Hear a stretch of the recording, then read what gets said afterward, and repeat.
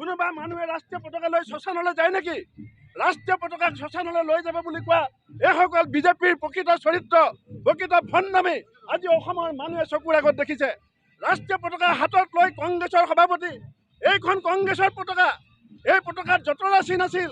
এই জতৰা চিনটো আঁতৰাই পেলাই ৰাষ্ট্ৰীয় পতাকাত আমি অশোক স্তম্ভ লগাইছোঁ। এইখন আমাৰ পতাকা। এইখন পতাকাৰ কাৰণে নাথুৰাম গডছে মহামানৱ মহাত্মা গান্ধীক হত্যা কৰিছিল। তেওঁলোকে ৰাষ্ট্ৰীয় পতাকা মানি নলওঁ বুলি কৈছিল।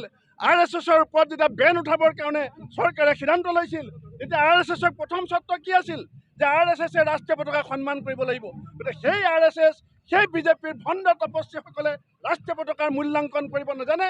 সেইকাৰণে ৰাষ্ট্ৰীয় পতাকা লৈ পেলাই আমি যি ভাৰতবৰ্ষৰ স্বাধীনতাৰ গৌৰৱ যাত্ৰা কৰিছোঁ, সেই স্বাধীনতাৰ গৌৰৱ যাত্ৰাক তেওঁলোকে যি নামেৰে বিকশিত নকৰক, এই স্বাধীনতাৰ গৌৰৱ যাত্ৰা স্তব্ধ নহয়। 15 আগষ্টৰ দুপৰীয়ালৈকে এই স্বাধীনতাৰ গৌৰৱ যাত্ৰা অব্যাহত থাকিব। কোনোবা যদি দেশপ্ৰেমিক হয় ৰাষ্ট্ৰীয় পতাকা লগোৱাৰ কাৰণে, তেতিয়াহ'লে বিজেপি আৰু RSS 2001 চনৰ 26 জানুৱাৰীৰ পাছত দেশপ্ৰেমিক হৈছে। 2001 চনৰ 26 জানুৱাৰীৰ আগলৈকে তেওঁলোকে দেশপ্ৰেমিক নাছিল। এই কথা ইতিহাসে প্ৰমাণ কৰিছে। এইবিলাক নতুন দেশপ্ৰেমিক এইবিলাক। তেওঁলোকে ৰাষ্ট্ৰীয় পতাকাৰ নামত ৰাজনীতি কৰিবলৈ আহিছে। যিবিলাক মানুহে 21 চনলৈকে ৰাষ্ট্ৰীয় পতাকাক চেলুট দিয়া নাছিলে, যিবিলাক এই দলৰ প্ৰতিষ্ঠাতা, হেগাৰকাৰে ৰাষ্ট্ৰীয় পতাকাক সন্মান নকৰিলে, এই দলৰ প্ৰতিষ্ঠাতা দীনদয়াল উপাধ্যায়ে ৰাষ্ট্ৰীয় পতাকাক সন্মান নকৰিলে। DP-বিলাকত যেতিয়া জৱাহৰলাল নেহৰু ডাঙৰীয়াই হাতত লৈ থকা ৰাষ্ট্ৰীয় পতাকাখন লগাইছোঁ, তেতিয়া বিজেপিয়ে আমাক উপলুঙা কৰিছে। মই বিজেপি RSSক প্ৰত্যাহ্বান জনাইছোঁ যে বিজেপি RSSৰ প্ৰতিষ্ঠাতা শ্যামা প্ৰসাদ মুখাৰ্জী, বিজেপি RSSৰ প্ৰতিষ্ঠাতা দীনদয়াল উপাধ্যায়ে হাতত ৰাষ্ট্ৰীয় পতাকা লোৱা এখন ফটো তেওঁলোকে ছ'চিয়েল মিডিয়াৰ DP-ত লগাই পেলাই দেখুৱাওক।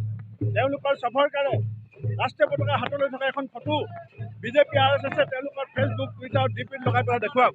বিজেপি RSSৰ নেতা সাভাৰকাৰ, হেগড়ে, বিজেপি RSSৰ নেতা শ্যামা প্ৰসাদ মুখাৰ্জী, দীনদয়াল উপাধ্যায়, এওঁলোকে কেতিয়াও ৰাষ্ট্ৰীয় পতাকাক সন্মান জনোৱা নাছিল। এওঁলোকৰ প্ৰকৃত স্বৰূপ ওলাই পৰিছে। যিখন ৰাষ্ট্ৰীয় পতাকাৰ কাৰণে ভাৰতবৰ্ষৰ কোটি কোটি মানুহে নিজৰ জীৱন বিসৰ্জন দিলে, যিখন ৰাষ্ট্ৰীয় পতাকাক সন্মান জনালে বিজেপিয়ে কৈছে যে তেওঁ দেশপ্ৰেমিক হ'ব।